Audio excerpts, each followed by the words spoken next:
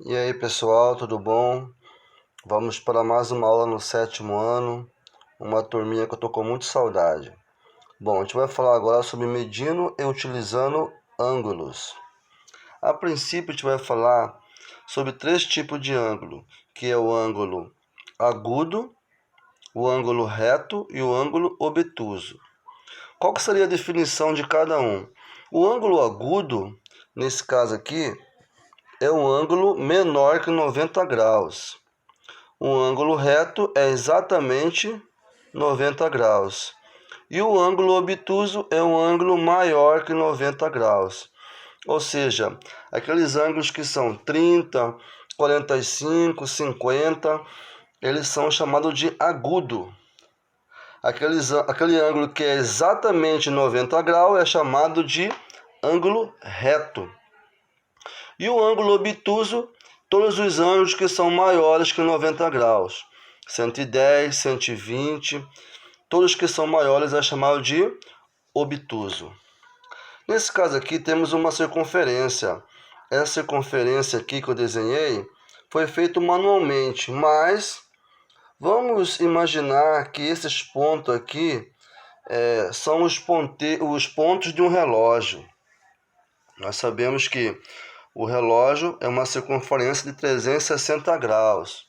E se eu quiser saber quanto que vale só esse ângulo aqui, eu não sei quanto que vale, mas eu sei que ela é uma circunferência e o relógio, se eu contar os pontos, são 12 espaços aí entre eles.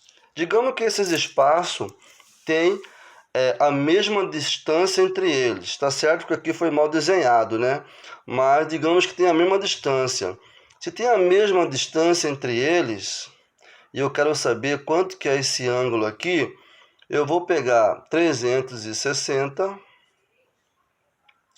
dividir por 12, que são a quantidade de 12 espaços que temos aqui, certo?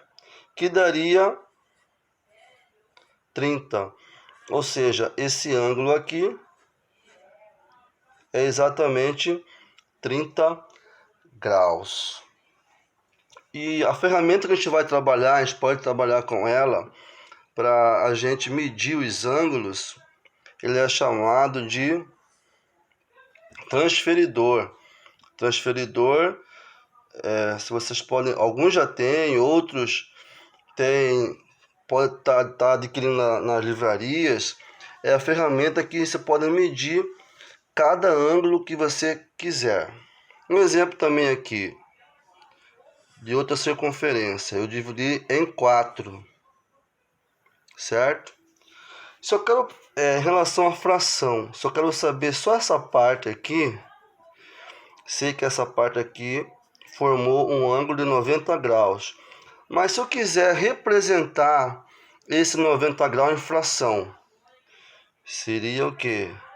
1/4, que é igual a 90 graus. Tá, tudo bem.